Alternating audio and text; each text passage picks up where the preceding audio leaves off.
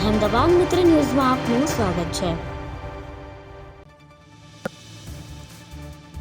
વાવાણિયાથી મોટા દહીસરા જતો મુખ્ય માર્ગ હાલમાં ખરાબ હાલતમાં જોવા મળી રહ્યો છે, જેના કારણે સ્થાનિક નાગરિકો અને વાહન ચાલકોને અવરજવર દરમિયાન ભારે મુશ્કેલીનો સામનો કરવો પડી રહ્યો છે।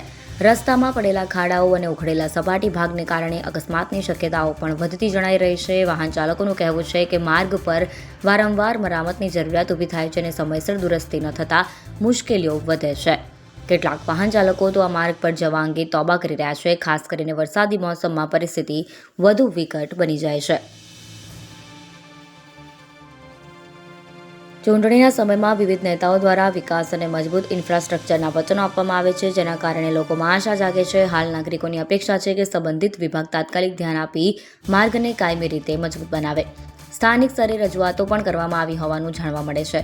તંત્ર દ્વારા જો સમયસર સમીક્ષા અને ગુણવત્તાસભર કામ હાથ ધરાશે તો વિસ્તારના વિકાસને વેગ મળશે અને જનતાની સમસ્યાનો સકારાત્મક ઉકેલ આવશે તેવી આશા વ્યક્ત કરવામાં આવી રહી છે।